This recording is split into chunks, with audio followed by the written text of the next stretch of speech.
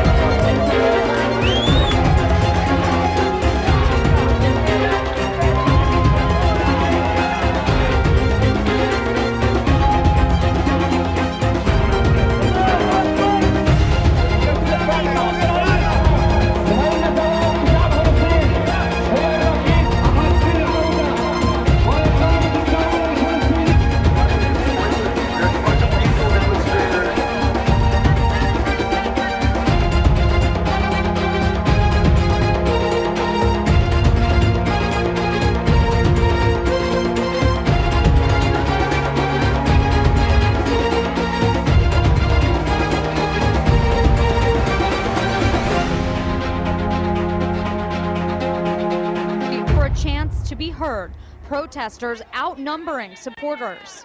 It is important for us as Kenyans to know that the U.S. is not God. We cannot just follow the U.S. blindly.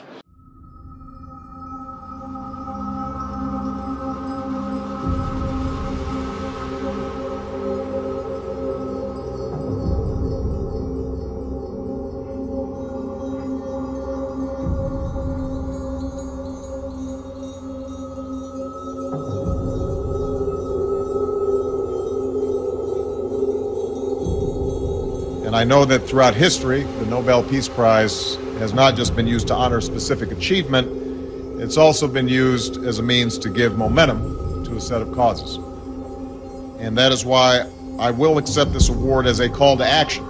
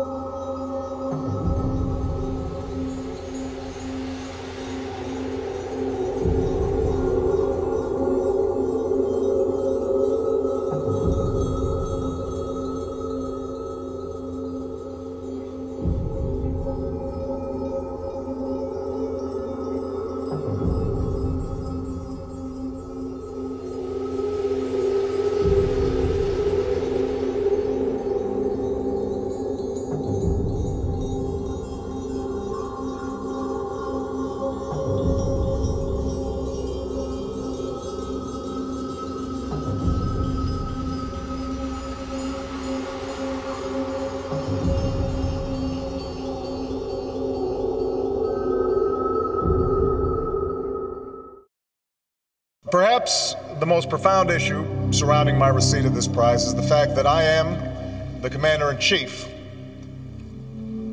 of the military of a nation in the midst of two wars.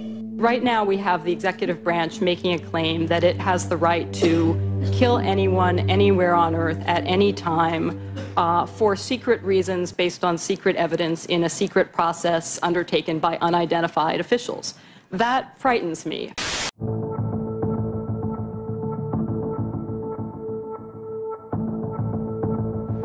We'll bring this war to an end in 2009. As a candidate, Barack Obama promised to end the wars in Iraq and Afghanistan. But over the course of his term, the number of countries in which the U.S. has military involvement expanded from 4 to 7. And he's leaving office as the only president to serve 2 full terms during wartime. Obama did pull troops out of Afghanistan and Iraq, but even as soldiers were coming home, the brand of warfare was shifting, from boots on the ground to drones in the sky. George W. Bush authorized 48 recorded drone strikes over his 8 years in office. Obama launched 52 in his first year alone. We have to make decisions based not on fear, but on hard-earned wisdom.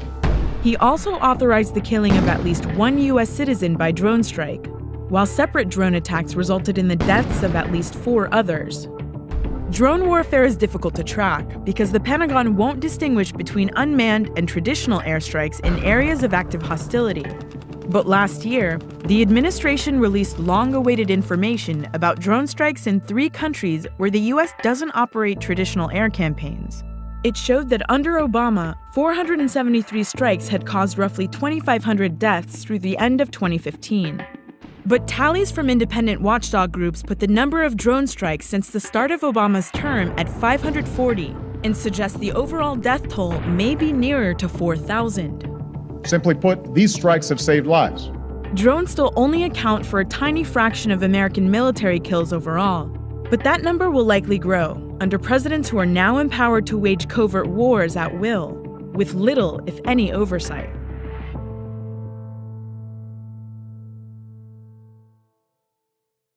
In October 2015, The Intercept, an online publication devoted to reporting on whistleblowers like Edward Snowden, released a series entitled The Drone Papers. These were reportedly based on documents given to The Intercept by an intelligence agency whistleblower. Within them is a detailed examination of how the United States has used its drone program to assassinate suspected terrorists overseas, with disastrous consequences. So what exactly do the drone papers reveal? Well, the drone strike program was originally instituted under George W. Bush during the War on Terror. However, the Obama administration significantly increased the total number of drone strikes, particularly in Pakistan and Yemen. According to Obama, these strikes have been used exclusively against terrorists and with fewer civilian casualties than in missile strikes. But the most recent reports from the drone papers actually suggest that an overwhelming majority of deaths have indeed been civilian.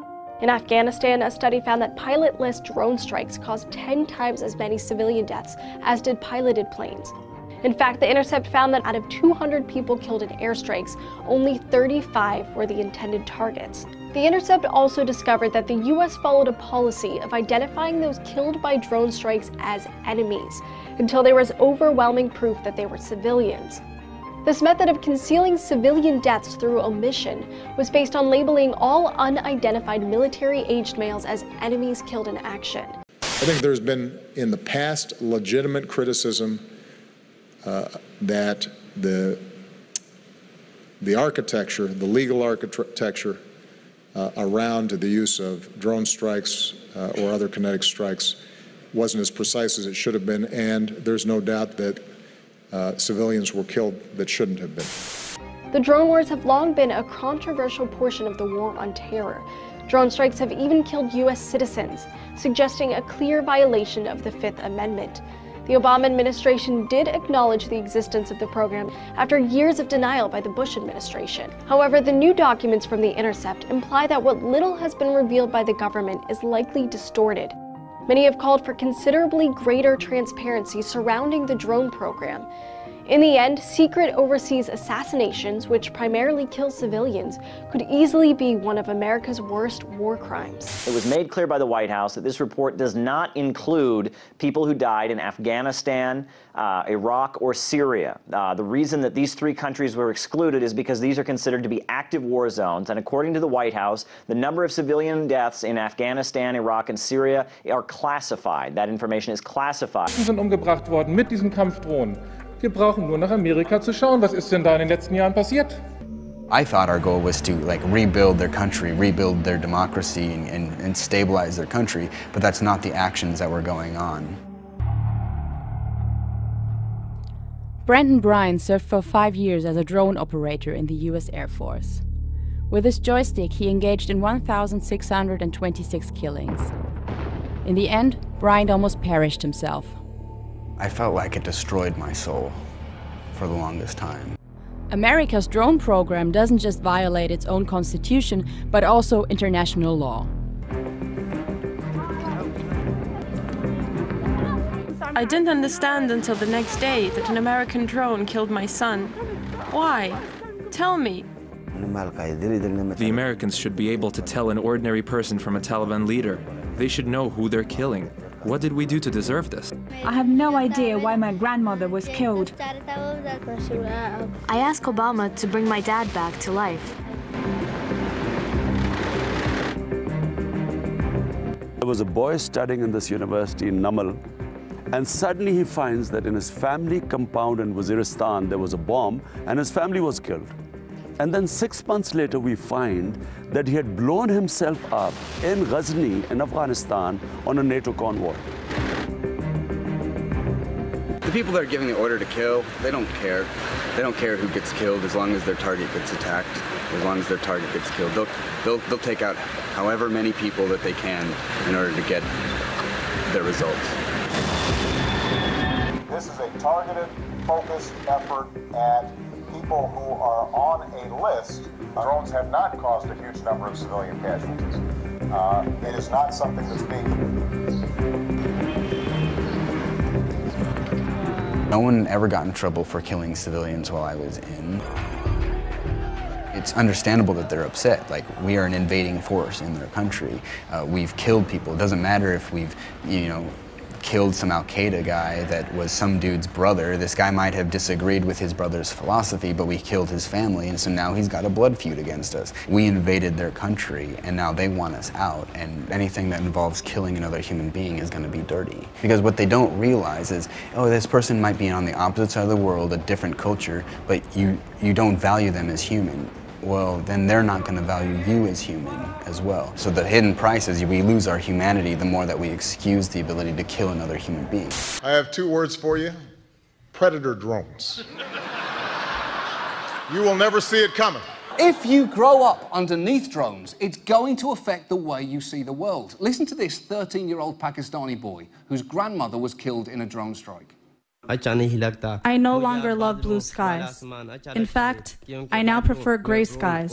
The drones do not fly when the skies are gray, and for a short period of time, the mental tension and fear eases. Congratulations, everyone! We did it! We managed to make one of the last remaining universal symbols of pleasantness, blue sky, completely fucking terrifying. We did it! Woo! But to really understand the psychological impact of living underneath drones, listen to this Yemeni man, a man who loves America, addressing Congress last year, only a week after his village was struck by a drone. I spent a year living with an American family and attended an American high school. That was one of the best years of my life. The friendships and values I experienced and described to the villagers helped them understand the America that I know and that I love. Now, however, when they think of America, they think of the terror they feel from the drones that hover over their heads, ready to fire missiles at any time. The drone strikes are the face of America to many Yemenis.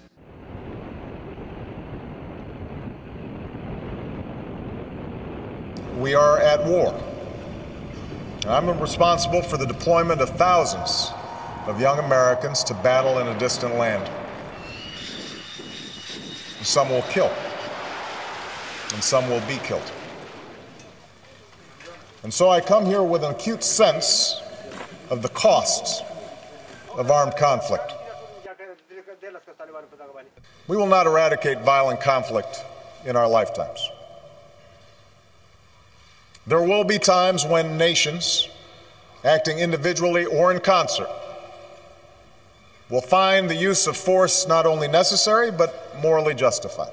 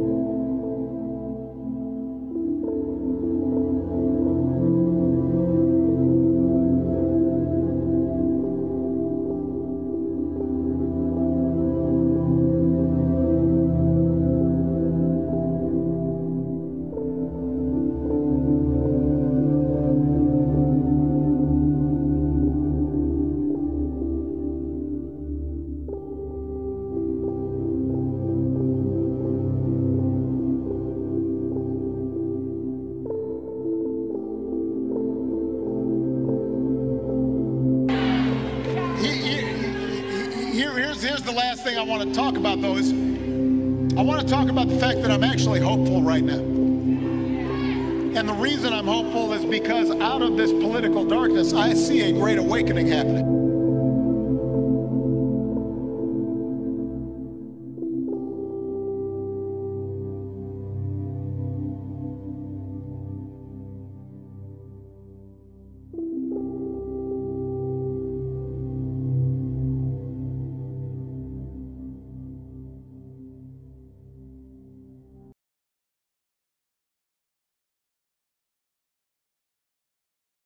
Yes, we can.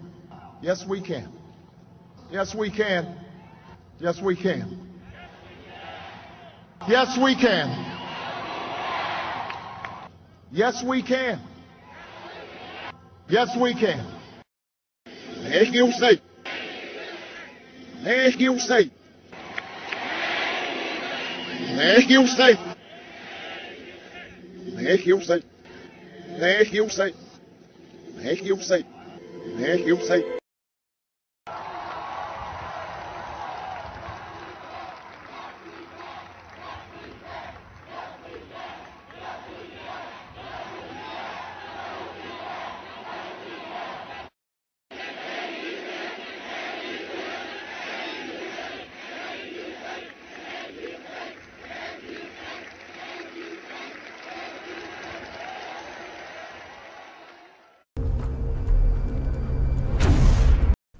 This is Obama's stage at the Democratic Nominating Convention in Denver in 2008, designed to look like a Greek temple.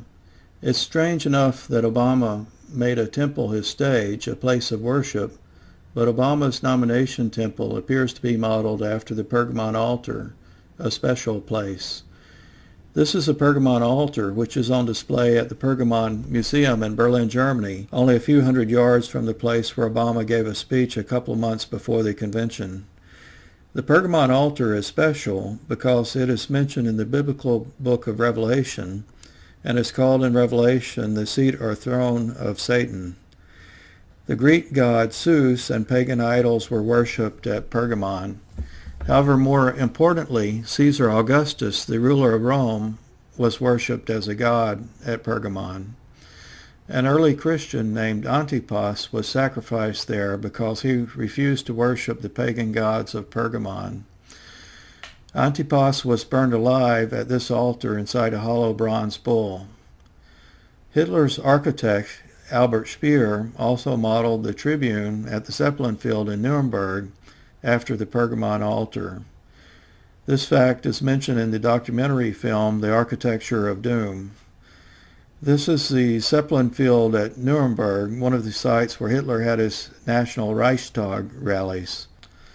Obama is the most prominent follower of the radical anarchist Saul Alinsky.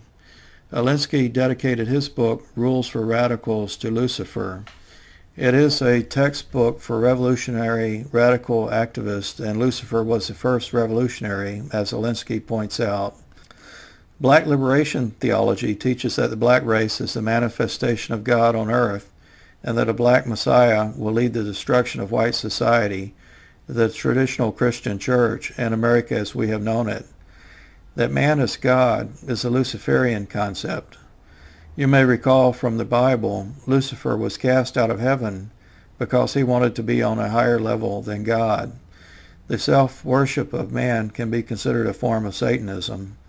This is actually the kind of belief that the Nazis had, that the Aryan race is God, and that Adolf Hitler was the Messiah. The stage design is unlikely to be accidental because there have been so many references by his own supporters to Obama being the Messiah or a god, and the doctrine of his own church actually teaches that concept. It seems more likely to be a provocation. Obama loves for his opponents to call him the Antichrist because he can use it to make them look hysterical and to motivate his supporters. But I think it's also a play on his own religious belief. Because they can't normally say it openly in public, occultists have used ambiguous symbolism like this for hundreds of years to hint to others what their beliefs are. Saul Alinsky tied his book to Lucifer because he realized that he is using the same principles. It seems that Obama is pointing to his own relationship to Lucifer with what appears to be the dedication of his campaign to the great deceiver.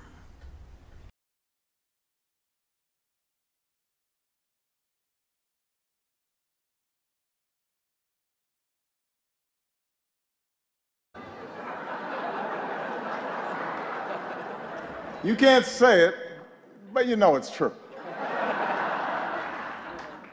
Let me just say something to all my conspiracy-oriented friends on the right who think I'm planning to unleash some secret agenda. You're absolutely right. You all look great. The end of the Republic has never looked better.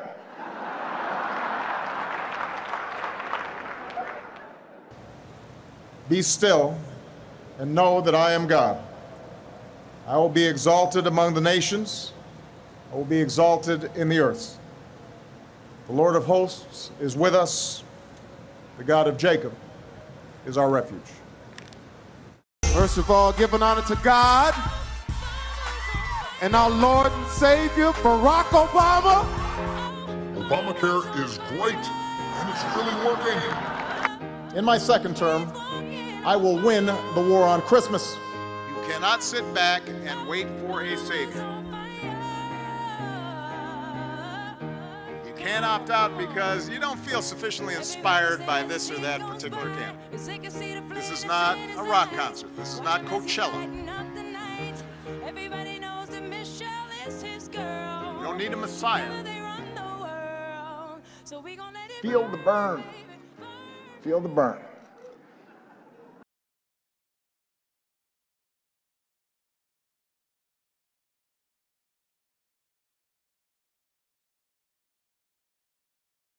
One of the unexplained mysteries in the all but missing documentation of the early life of Barack Obama is the appearance of the name Sobarka as his last name on an official document filled out by his mother. We are in possession of Stanley Ann Dunham Sotoro's 1968 application to extend her 1965 passport for an additional 2 years. Her passport, by the way, is now reportedly destroyed. On the second page of the application, Ann Dunham attempted to exclude her son Barack Obama, or Sobarka, from her passport, but the item has been crossed out, perhaps on the advice of the consulate in Jakarta, as this would have left 7-year-old little Barry passportless, so the exclusion did not happen. The appendage Sobarka seems to indicate a name change or a change in citizenship status for the boy. But there is a very good and surprisingly simple explanation for the seemingly random appearance of the name Sobarka on Obama's mother's passport application. Believe it or not, the reason appears to be linked to Loretta Fuddy. That's right. The same Loretta Fuddy, the Hawaii State Health Director who approved the release of Obama's long-form birth certificate and who recently and mysteriously died in a plane crash off the coast of Molokai. Obama's mother and Loretta Fuddy have one very strange factor in common. Both have been directly linked to the Subud cult, which originated in, of all places, Indonesia, and was founded by the Javanese Muslim Muhammad Sabu. The small cult appears to have around 20,000 members worldwide. Fuddy's cult member name was Diliana. Her official position was regional helper. Note also that the World Subud organization seems to have been based in, of all cities, Chicago. Wow, think about it. Indonesia, Chicago, Hawaii, 3 locales linked directly and very importantly to Obama's life. We also know from a Hawaii Advertiser article that Subud was introduced to Hawaii in the 1960s.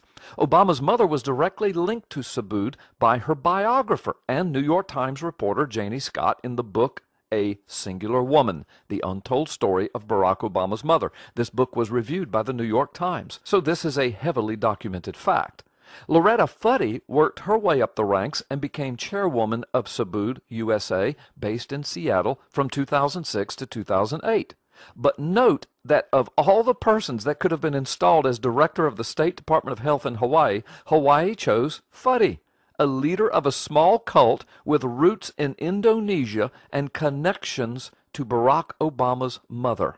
Secondly, remember that Fuddy assumed the directorship position in Hawaii in January 2011 after being appointed by Hawaii's governor just a few months before the release of Obama's long-form birth certificate. Changing one's name for spiritual reasons was something frequently done by followers of the cult Subud. And Stanley Ann Sotoro was in fact closely associated with Subud. We know that. It is reasonable then to suppose that Sobarka, the name chosen for Obama on that passport, arose in the same way new names for others, like Diliana Loretta Fuddy did. But remember that the name Sobarka appears in the passport renewal section labeled Amend to Include or Exclude Children. The name Barack Hussein Obama Sobarku is crossed out.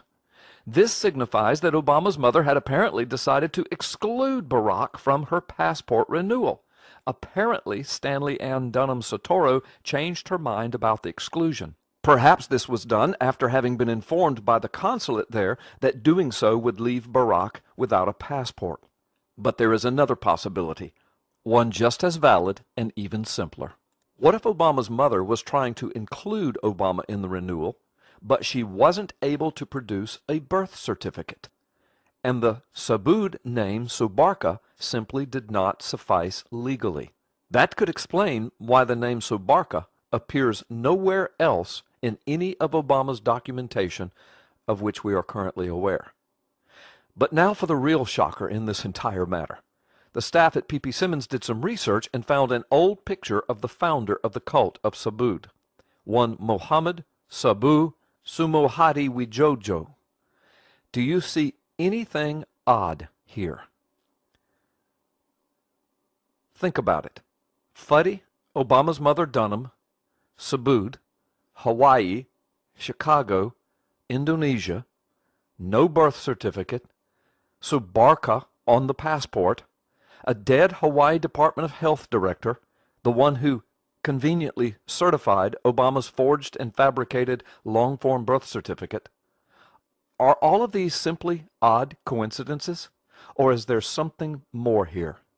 I have a feeling we will soon know the truth. Well, since you don't have a driver's license, you're gonna need a birth certificate. Really? Really. It's real. Is it? It's real. But is it? So much of what Americans believe about this president is pure fiction.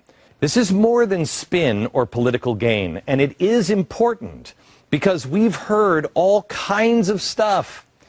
And unfortunately, the president's life, as you will see, is pure fiction. He contradicts himself on prompter. He'll say one thing about his family in his past and another thing about his family in his past, and they don't match. It's fiction. And we'll prove that to you tonight with certifiable fact. What most people don't know is the extent of the lies that we have been told. In retrospect, it seems as though everything that Barack Obama has said about his family has been carefully calculated and written and read off a teleprompter for political gain. Because almost none of it, think of this, almost none of it is true. We have somebody who's had their entire life fictionalized. And when he took the office of the presidency, the lies became more blatant, but more political, lying from everything about supporting single-payer health care to doctors amputating feet and tonsils for more profit in a desperate attempt to pass health care. He promised to close Gitmo in a year.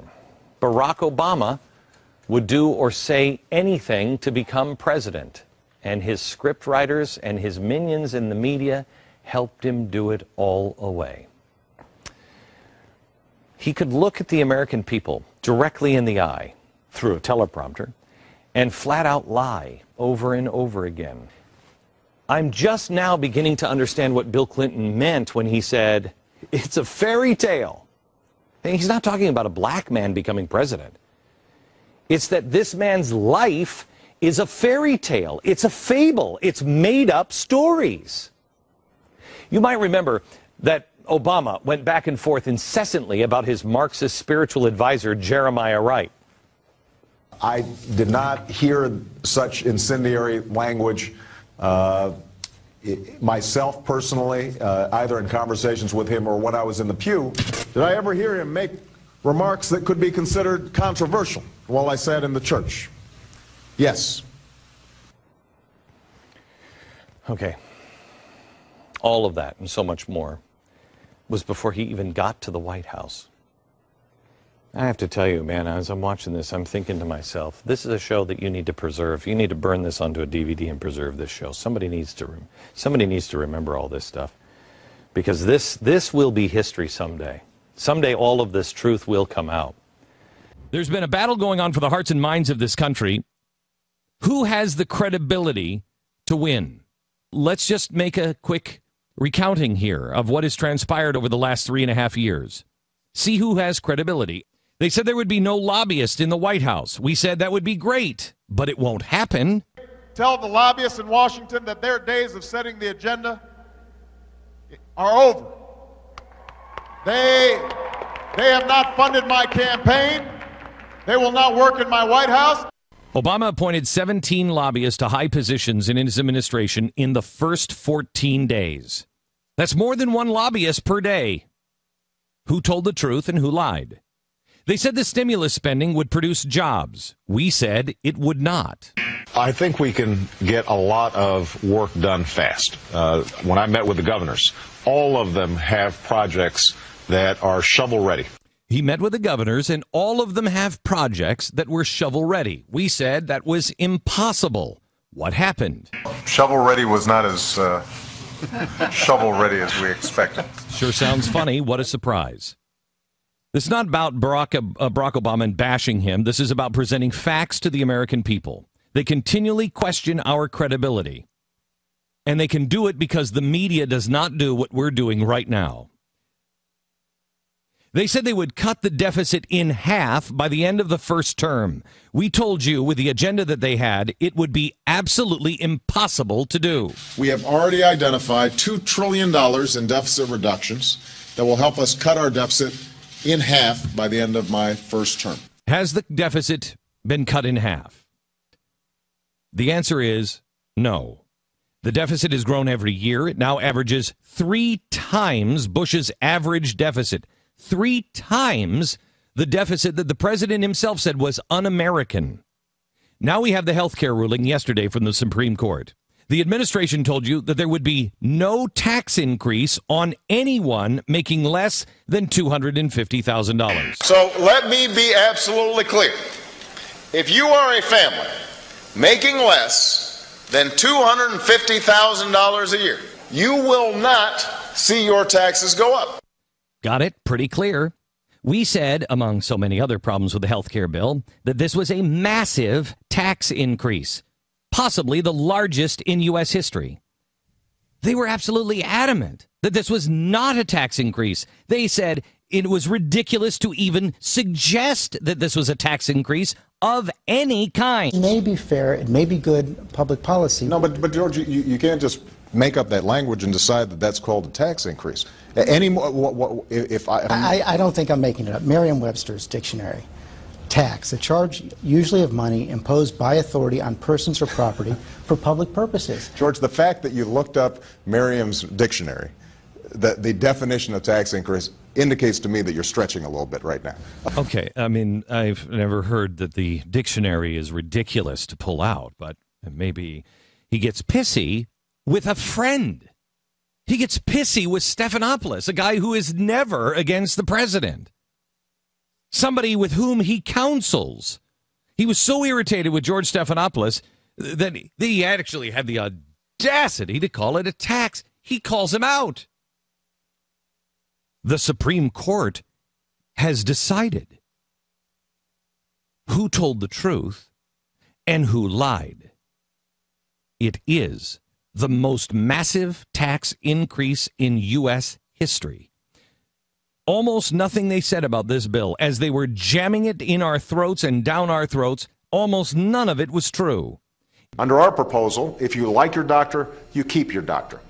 If you like your current insurance, you keep that insurance. Period. Actually, that's a lie. Period. Now provable. What we said, we were smeared for, we were called liars, we were called names, but it is provable now. Thousands of doctors have already dropped Medicare patients due to the reduced reimbursements. They just can't do business under this plan. Thousands of companies have now dropped their insurance because they can no longer afford it. He also said it would drive down the deficit. The same folks who controlled the White House and Congress for the past 8 years as we ran up record deficits will argue, believe it or not, that health reform will lead to record deficits. That's simply not true. Our proposals cut hundreds of billions of dollars in unnecessary spending and unwarranted giveaways to insurance companies in Medicare and Medicaid. Because they lied with the math, we now have record deficits. Who told the truth and who lied? Mathematics and the dictionary do not lie.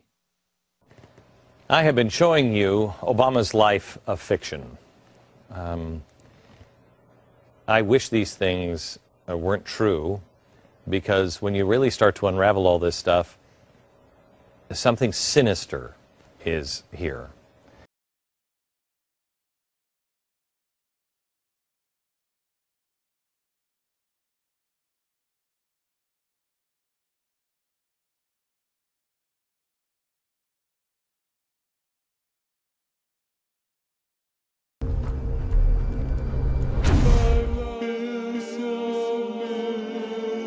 Whatever we once were, we are no longer a Christian nation. So I would create 100 or 1,000 or 1,000,000 young Barack Obamas or Michelle Obamas.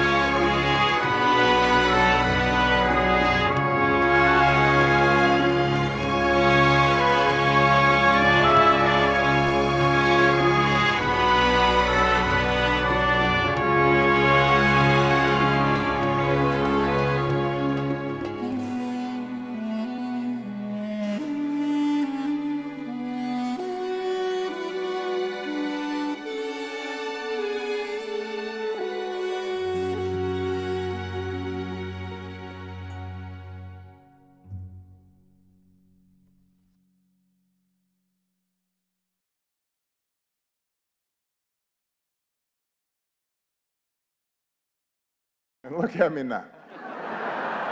I am gray, grizzled, just counting down the days till my death panel. Are you ready? And before I go on, these are all portraits of United States presidents, official portraits in the U.S. Presidential Portrait Gallery there in the Smithsonian in Washington, D.C. So one of these portraits is slightly different. Can you tell which one it is? One of these things is not like the others. One of these things doesn't belong. Can you tell? It's that one. Isn't that one there? Not like the other. Yeah. By the time it's that one there. Of course, there was just a little bit of Sesame Street in there in the background. It's actually this portrait here, which is the newly unveiled portrait there of Barack Obama. A lot of people, it's getting a lot of criticism. This is a very short video. I'm not going to go into this too much. But he's getting a lot of criticism there for it being seemingly quite odd. Because it's such a serious role, of course. the presidency of the United States, and that is the portrait of Obama that's going to be in the gallery. Now, hey, whatever, I guess you get to choose your own portraits there in the National Portrait Gallery. But what's interesting about this is the background of this artist right here. Very odd background there. Some people are saying that he's racist. Why are they saying he's racist? Well, let's jump over to the Washington Times article here. And you've got this. Well, Washington Times is quite a respected publication. Barack Obama's portrait artist, don't know how to say his first name, Wiley, painted black women beheading white women. So as you can see there is one example of that. There are more. If we go down a little, well, that doesn't seem to show it. Press click read more. Read more down here. Here it is. So there is one portrait there, and this is in the Virginia Museum of Fine Art. Shows a African-American woman there in classic black Stapolitan from the 1970s garb, kind of that kind of powerful African-American woman severing the head of this Caucasian woman. Now let's go down a little bit further. Oh, it seems it's not like a singular event. Here's another one. Another severing of the head here. Well, it looks like some kind of African princess or queen. Got like a little tiara or some kind of thing on the head, severing this woman's head with a knife. So there is the actual strange background of the artist that Barack Obama chose to paint his painting.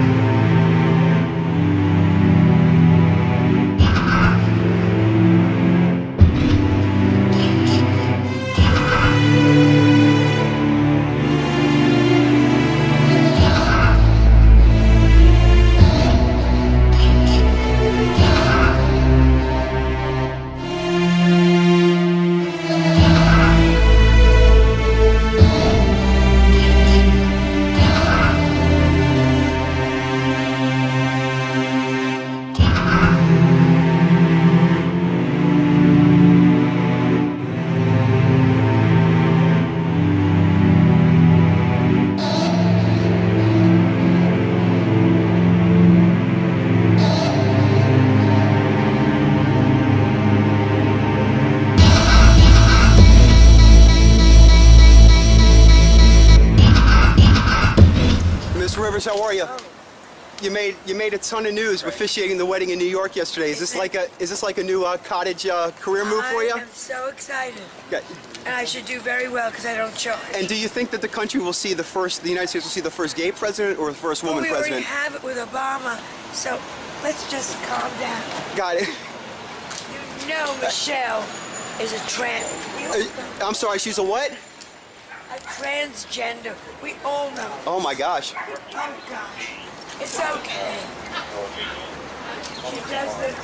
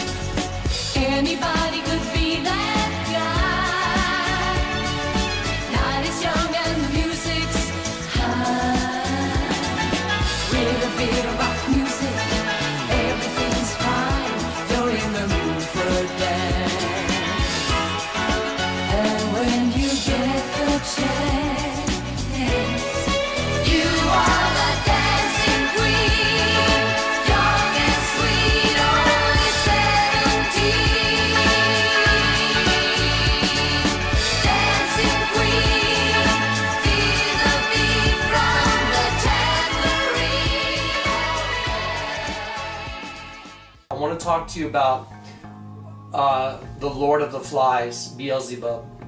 I'm going to read something to you. Beelzebub, or Beelzebub as it was spelled back in the old versions, is translated roughly to Lord of the Flies. It is said that he is a powerful devil that is high up in the echelon of hell. Beelzebub is a devil that creates lusts and priests, rules with tyrants, and causes men to worship devils and demons rather than to worship God.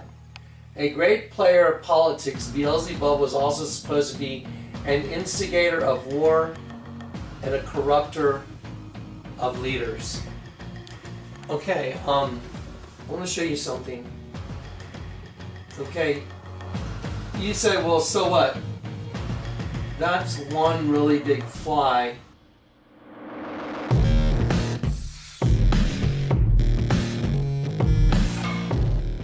But here's what's really weird. Do you know that there's 5 separate occasions that flies have landed on him while he's being interviewed?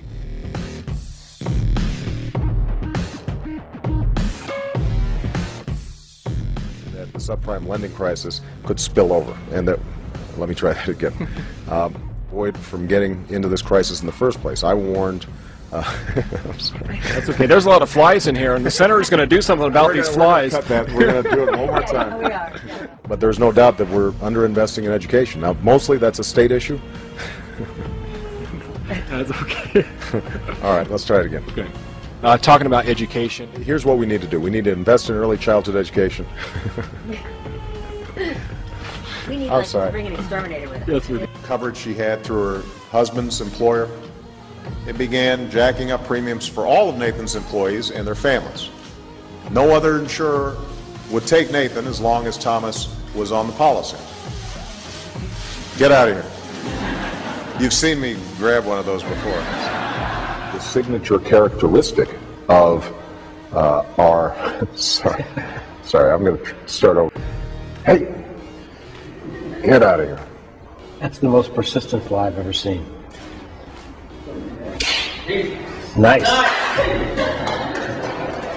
Right there. Right there. You want to film that? Out of this darkness, a brighter day is going to come. To the entire community of Aurora, the country is thinking of you.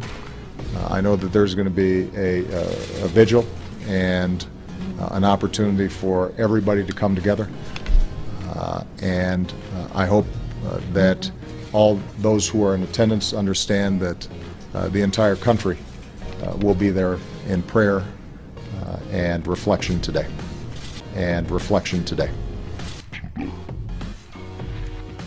The entire country will be there in prayer and reflection today. So thank you. God bless you. God bless all who helped to respond to this tragedy. Next several weeks and next several months, we all reflect on how we can do something about some of the senseless violence that ends up marring this country, but also reflect on all the wonderful people who make this the greatest country on earth. Thank you very much, everybody.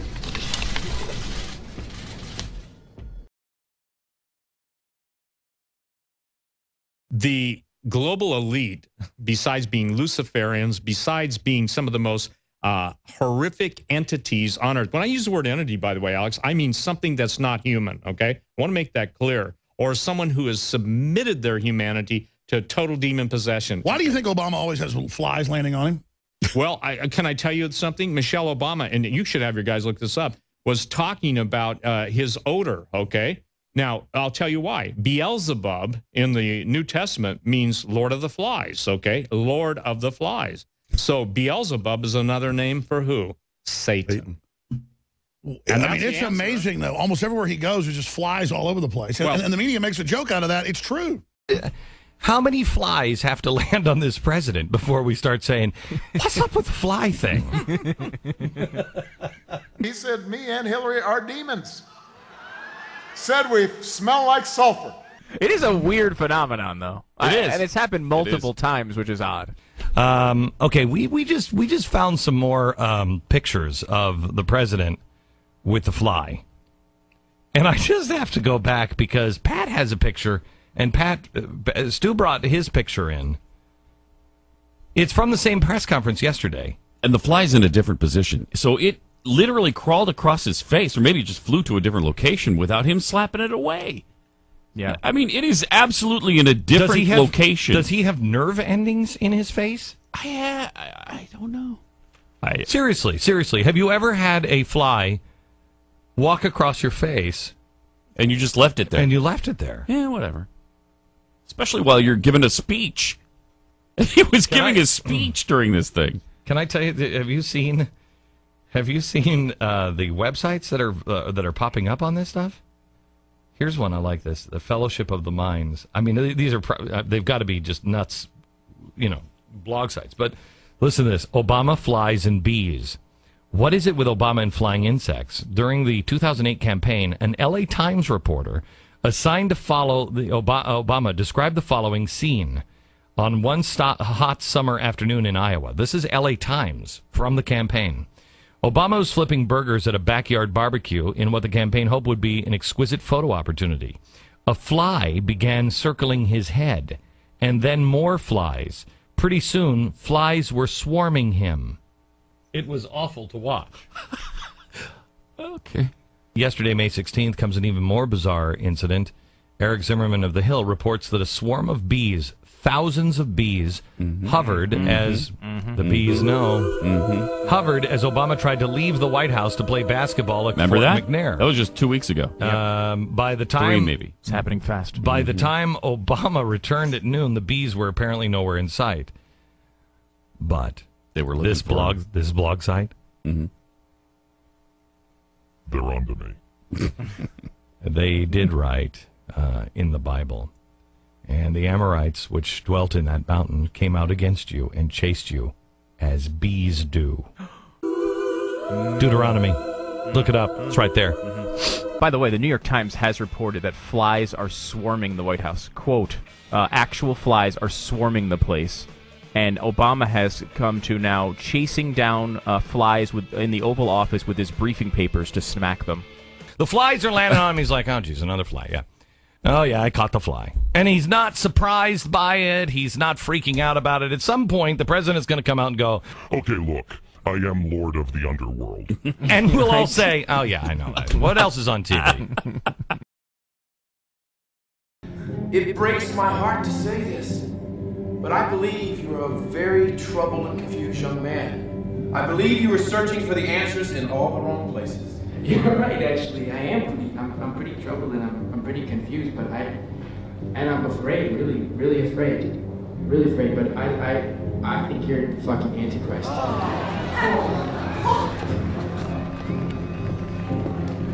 Woo!